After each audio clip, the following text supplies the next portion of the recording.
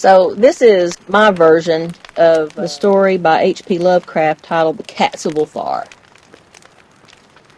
It is said that in Ulthar, which lies beyond the river sky, no man may kill a cat, and this I can verily believe, as I gaze upon him who sitteth purring before the fire. For the cat is cryptic, and close to strange things which man cannot see. He is the soul of antique Aegyptus, and bearer of tales from forgotten cities in Meroe and Ophir. He is the kin of the jungle lords and heir to the secrets of hoary and sinister Africa. The Sphinx is his cousin, and he speaks her language, but he is more ancient than the Sphinx, and remembers that which she hath forgotten.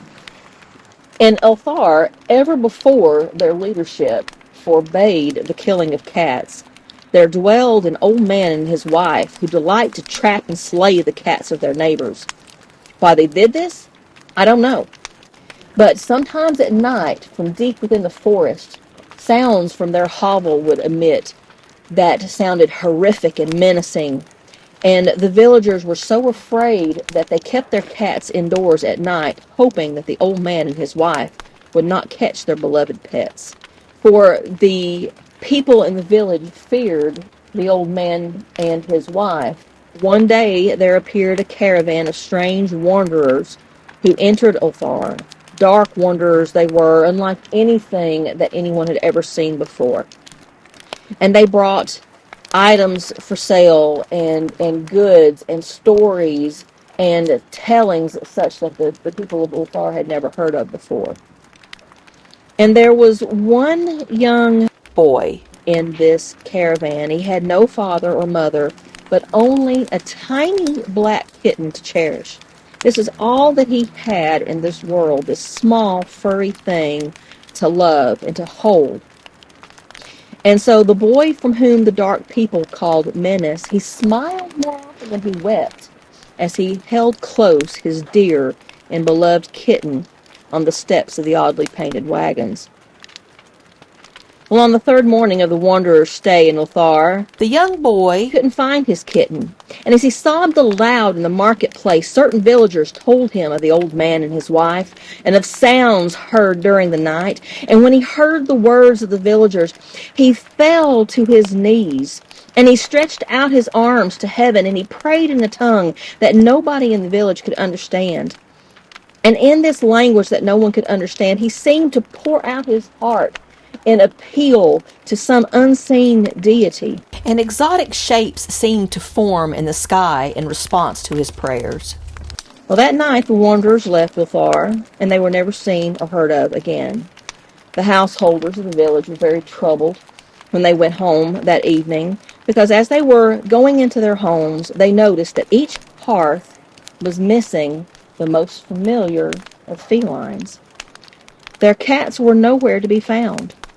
Many of the villagers were afraid that the dark folk had taken all of the cats in punishment for the disappearance of the young man's kitten. That night they stayed inside their homes out of the fear of what was happening in the forest. One person in the village says that he saw, marching around the house of the old man and the old women, all the cats of the village in a circle, 2 by 2. They went to sleep, and when they woke at dawn, behold, every cat was once again returned to its accustomed hearth. Large and small, black, gray, striped, yellow, white, none was missing. Yet very sleek and fat did the cats appear, purring content. They talked to each other of this affair, marveled at how the animals had returned when no other animal before had returned from the forest. But they all agreed on one thing. The fact that the cats refused to eat their portions of meat or drink their saucers of milk was exceedingly curious. For 2 whole days, the sleek, lazy cats of Ulthar would not touch anything, they would not eat anything, they would only doze by the warmth of the fire. It was a full week before the villagers noticed that they didn't see any lights appearing in the forest at night. They finally decided that maybe they should investigate and find out what was going on with the old man and the old woman in the forest. So they gathered their courage about them and they set off into the woods to find out what had happened to the old man and the old woman. So, being very careful to approach the house, they broke down the frail door and found only this: two cleanly picked human skeletons on the earthen floor, and a number of singular beetles crawling in the shadowy corners. There was much talk among the people of the town of what had happened. There was much talk of the young man and his cat and his small black kitten, and strange talk and strange speculations about the doings of the cats on the night that the caravan left. In the end, the leadership of the village passed a law that said no one may kill a cat in the village of Ulthar.